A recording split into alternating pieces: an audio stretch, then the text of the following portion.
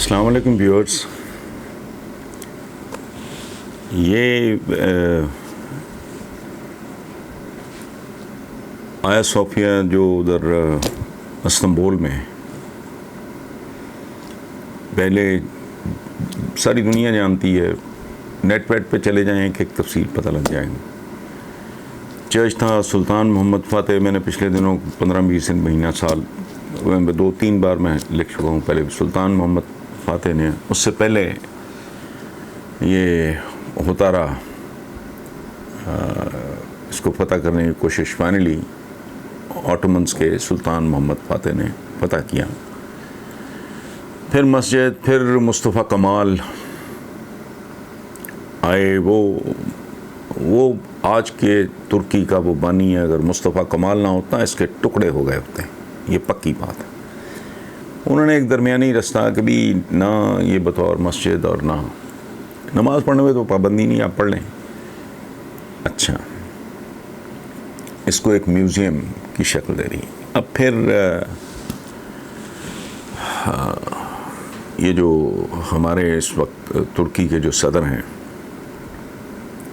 Court की तरफ से एक फ़ैसला आया, कोर्ट गए, अब वो दोबारा। अच्छा, ये मौजू मेरे बहुत दिल के करीब है। जो मुझे जानते हैं, जो विज़िटर्स हैं, वो सब जानते हैं कि तुर्की मेरे दिल के बहुत करीब है। मैंने वहाँ हाज़रियाँ दी हैं। हज़रत अबू अयूब अंसारी मेज़बान थे जो हमारे आका के हिजरत के बाद, उनका भी मज़ार है। तो मैंने कहा कि मुझे मेरे दिल के वो बहुत ही ज़्यादा करीब है तुर्की। और एक हैरत अंगेज़ आपको बात बताऊं कि मेरे घर में वेदर इट वाज, वो हमारा फार्म हाउस है या ये वाला घर, आपको कदम कदम पे, चप्पे चप्पे पे तुर्की नज़र आएगा। मेरे इतना सलातीन जो मेरे फेवरेट हैं ऑटोमन्स में से, उनके स्केच शायद पहले भी आपको दिखाए हैं। ये इस तरफ मौलाना रोम और ये उनके दरवेश और मौलाना रोम का मुजस्समा, ये सारा है। अच्छा, उनकी सेंग्स लटकी हुई हैं। फिर मुस्तफ़ा कमाल की के साथ उनकी तस्वीर के साथ तस्वीर, तो कितना मेरे अंदर मोहब्बत होगी तुर्की के लिए, और बेशुमार। तुर्क नॉर्मली एक चीज़ अपने घरों पे रखते हैं लटका के, नहूसत से बचने के लिए, बरकत के लिए, ये वो मैंने रखी भी। हालांकि मैं इन चीज़ों में बिलीव नहीं करता, लेकिन चूँकि तुर्क करते हैं तो एमी एक अच्छा ये बैकग्राउंड है। इस पे जब यहाँ कॉलम लिखे, हम जज्बाती से लोग हैं, अपना अपना वो, हमारी यहाँ कुछ मॉडर्न बच्चियाँ ख़वातीन कहती हैं ना, मेरा जिस्म मेरी मर्ज़ी। तो वो तो मैंने कहा था कि यार ये तो बात मुनासिब नहीं लगती। तो मेरी रूह मेरी मर्ज़ी, मेरा दिमाग मेरी मर्ज़ी, मेरा दिल मेरी मर्ज़ी। तो मेरा इमीडिएट रिएक्शन था कि मैं इस पर कॉलम लिखूं। एक आध दिन मैं लेट हुआ तो मैंने देखा कि धड़ाधड़ लोग इस पे कॉलम्स लिख रहे हैं, तो मैं रुक गया। मैंने कहा देखूं क्या होता है। पहली बात तो यह है कि बहुत ज़्यादा मुझे खुशी हुई कि बहुत से लोगों ने तब आजमाई की और ख़ूबसूरत काम किया। मैं ज़ाती तौर पे ये समझता हूँ कि आया सोफिया या टर्किश हिस्ट्री के बारे में मैंने बहुत पढ़ा है। मैं 8वीं में था जब मेरे वालिद मियाँ निसारुल हक मरहूम, अल्लाह उन्हें ग़रीक़ रहमत करे, उन्होंने मुझे वो किताबें गिफ्ट किया करते थे। मेरे पास उनके सिग्नेचर्स के साथ पढ़ी हैं। तो उन्होंने आई was a student of 8th class जब उन्होंने मुस्तफ़ा कमाल अतातुर्क पे किताब दी अंग्रेज़ी की, grey wolf. I was a student of 8th class, यानी तुर्की तब से मेरे वालिद ने मेरे अंदर वो उतार दिया था। अच्छा खैर, मैंने जब ये कॉलम पढ़े तो उसमें चंद तो मेरे वैसे ही फेवरेट हैं, मैं उनको मिला नहीं। मसलन वसतुल्लाह ख़ान है, I have never met him, Karachi होते हैं ग़ालिबन। अच्छा, मैं नहीं उनको जानता। इसी तरह सऊद उस्मानी, डॉक्टर फुरकान, आसिफ महमूद, अच्छा फ़ारूक आदिल साहब हैं एक। अच्छा, कुछ ऐसे हैं जिनको मैं जानता हूँ या एडमायर मैं इन सबको, ख़ास तौर पे वसतुल्लाह ख़ान, नुसरत जावेद।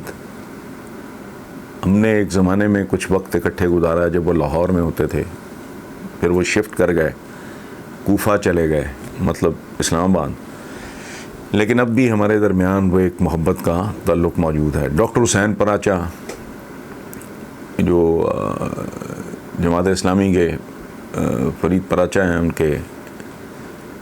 उनके भाई हैं, मेरे बहुत करीब हैं,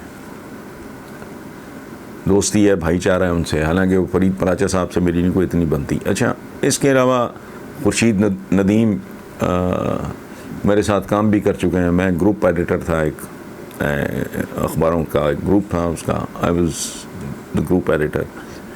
अच्छा, एक और नौजवान ही कहूँगा मैं, जो कि मेरी अपनी उम्र ज़्यादा हो गई, अफजाल रिहान है, और या मकबूल जान, बहुत he is a sweet heart, कोई शक नहीं। लेकिन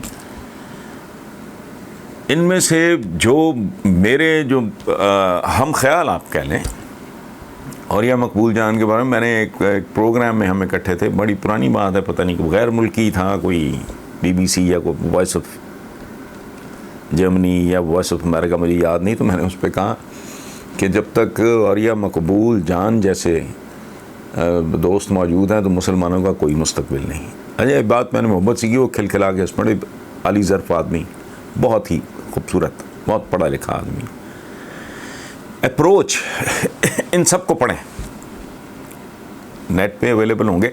और चंद वो नाम जो मैं नहीं ले सका, चूँकि वो ज़ाहिर है मैंने उनके कॉलम नहीं देखे होंगे, रह गए होंगे, मेरी तबीयत भी ख़राब रही पिछले दिनों, बल्कि अभी तक कोई इतना ठीक नहीं मामला। अच्छा, बहुत खूबसूरत वसतुल्लाह ख़ान ने लिखा, सुभान अल्लाह, बहुत खूबसूरत। नुसरत जावेद, वो इज़ अ स्टाइलिस्ट, उसकी अपनी एक दुनिया। खुर्शीद नदीम बहुत नाप तोल के मजबूती से लिखने वाला आदमी है।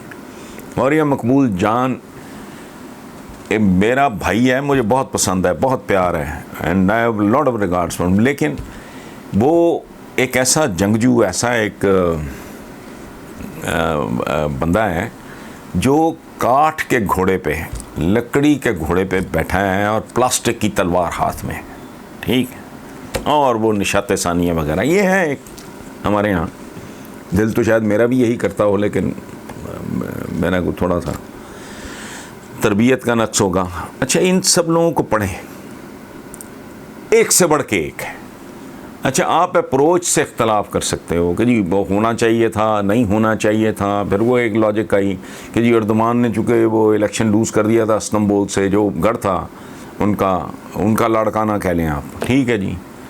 तो वो फिर ये एक हरकत करके तो वो दोबारा तवज्जो, मकबूलियत वगैरह, ये फिर एक कि जी हाँ वो स्पेन में क्या मस्जिदों में इजाज़त दे देंगे हमें अजान देने की, तो हमने अगर वो, अच्छा, ये अजीब व गरीब किस्म की लेकिन ख़ूबसूरत। चूँकि मैं समझता हूँ कि दिल की धड़कनों से लिख रहे हैं लोग, तो हर एक का जो नुक्ता नज़र है मेरे लिए बहुत काबिल एहतराम है। मेरे ज़ाती तौर पे दिल के करीब ज़ाहिर हैं, वसतुल्लाह ख़ान हैं, नुसरत जावेद हैं, खुर्शीद, मेरी इस टाइप की अप्रोच है। तो माफ़ी चाहता हूँ, but that is the way it is. क्योंकि मैं काठ के घोड़े पे बैठ के और एक हाथ में नेज़ा, दूसरे में ढाल और एक में तलवार, ये नहीं, मेरी समझ में नहीं आता। इस तरह के मामलात के नतीजे में हम जहाँ पहुँचे हैं, जहाँ खड़े हैं, वो आपके भी सामने, मेरे भी सामने। मेरा इस सारी पहली गुजारिश तो ये है कि इनको नेट पे ढूंढ के इन सब लोगों को पढ़ें। पहली बात तो यह है कि उन्होंने इतना मेहनत की है, इतना खूबसूरत लिखा है। अगेन उनसे माजरत जिनका मैं हवाला नहीं, मैं ओवरलुक कर गया हूँगा। आपको आया सोफिया के बारे में बहुत सी इंफॉर्मेशन आपको मिलेगी और आप इंजॉय करेंगे। पहली बात हुई आपका विजन उसके बारे में बहुत तारीख के ये इस हवाले से बहुत ही खूबसूरत इन सब दोस्तों ने काम किया है। मैं पहले सोचा था कि मैं लिखूं, चूँकि मैंने इन सबको बहुत माइन्यूटली पढ़ा है, अंडरलाइन करते, मैं ये हाइलाइटर लेके पढ़ने वाला आदमी हूँ, मैं बिल्कुल हाईलाइट करता रहता हूँ अपने नोट्स ये वो सारे। मेरा ख्याल था लिखूं, तो मैंने कहा यार क्यों एक तनाज़ा पहले बथेरी में चित्रौल होती है और होगी, मैं कोई नया शोशा ना छोड़ूं। सो मैं इस नतीजे पे पहुंचा कि मैं इस पे लिखूंगा नहीं, मैं अपने व्यूअर्स को ये अपील करूंगा कि इन सबको पढ़ें। फिर एक बालिग आदमी के तौर पे, एक मैच्योर आदमी, जज्बाती नहीं, सर्जन अगर जज्बाती हो जाएगा ना और वो लिवर ट्रांसप्लांट कर रहा होगा या हार्ट का कर रहा होगा या किडनी ट्रांसप्लांट कर रहा होगा, वो मरीज मार देगा। ये बहुत ठंडे दिल और दिमाग के साथ सोचने और करने वाले काम है। मेरा सिर्फ एक सवाल है, 1 करोड़ और मसाजिद और बनाए हैं। आया सोफिया में अजान अल्हम्दुलिल्लाह, मुसलमान के लिए तो इससे ज़्यादा शायद खूबसूरत आवाज़ हो ही नहीं सकती। मुझे तो अजान कैसे इवॉल्व हुई उसकी तारीख़ जो है वो बड़ा फैसिनेट करती है। तो ठीक है, अब हमारे यहाँ एक बिल्डर हैं, रियल्टर हैं, जो वो कहीं वो कराची में पता नहीं दुनिया की 3री या 4थी, मैं कहता हूँ सबसे बड़ी मस्जिद बना लें आप। मस्जिद है क्या? रेत, तपती जलती रेत पे एक मुसाफिर मुसलमान भूखा प्यासा वो जब सजदा करता है ना,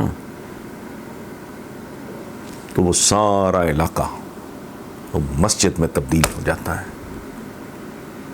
इकबाल ने अभी नहीं कहा, इकबाल के साथ भी मेरे अपने जो जहाँ मेरी पल्ले नहीं पड़ता तो मैं कहता हूँ नहीं पड़ता, जहाँ आशश करता है बंदा वो करता है कि तुझ सर बसजदा हुआ कभी तो ज़मीं से आने लगी सदा, तेरा दिल तो है सनम आशना, तुझे क्या मिलेगा नमाज में। अजान जब तक अंदर से नहीं निकलेगी, आया सोफिया नहीं, मस्जिद नहीं।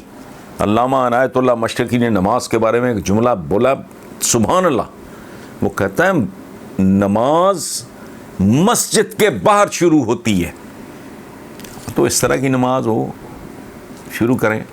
मस्जिद भले आया सोफिया ना हो, तपती हुई रेत हो, मस्जिद कच्ची हो, कोई माँ का लाल पूरी दुनिया का पैसा इकट्ठा करके मस्जिद बनाओ। मस्जिद नबवी जैसी मस्जिद को बन सकती है? क्या थी वो जिससे नूर की किरणें निकली हैं? मस्जिद तो कच्ची थी। हुजूर तने पे बैठ के, खजूर के तने पे बैठ के, छत भी क्या थी? खजूर के तने थे, खजूर के पत्ते थे। अच्छा, मैं कहता हूँ 1 करोड़ मस्जिदें और खड़ी कर लेते। क्या इससे हम जो कलमा गो कहते हैं ख़ुद को और जज्बाती तौर पे वाबस्ता भी हैं बहुत बुरी तरह, हमारा स्टेटस बदल जाएगा दुनिया में। ये ट्रंप साहब ने रिसेंटली कहा, क्या मिडल ईस्ट की क्या औकात है? वाज़ेह इशारा किसकी तरफ था? ये चंद हफ्ते हमारे बगैर नहीं निकाल सकते। क्या हमारा ये स्टेटस बदल जाएगा? क्या हम एक कम्युनिटी के तौर पे, उम्मत के तौर पे अपग्रेड हो जाएंगे? मेरा सादा सा सवाल है। वो चर्च था, कमाल की बात है, वो चर्च था तो पूरी दुनिया आगे लेट गई। दश्तो दश्त हैं, दरिया भी ना छोड़े हमने। ये उस ज़माने के बारे में कहा। आज आज क्या है? यानी जब वो चर्च था तो फिर क्या हुआ? वो मस्जिद में तब्दील हुआ, फिर म्यूजियम बना, अब फिर मस्जिद है। वो तो मस्जिद है, मैं कौन हूं? सारे कॉलम बड़े खूबसूरत, लिखने वाले बहुत भले। मुझे उनकी जज्बाती कैफियत से बहुत ज़्यादा एहतराम उनके लिए, जो मेरे ज़ाती तौर पे जिनका ताल्लुक़ है मेरा, और जिनको मैंने कभी देखा नहीं, मिला नहीं, पता नहीं मैंने अफजाल रेहान का नाम लिया है कि नहीं। ये सवाल एक है। अच्छा जी, वहाँ अच्छा चलो इससे एक कदम आगे चलते हैं। स्पेन, बड़े किस्से कहानियाँ सुन सुन पागल हो गए।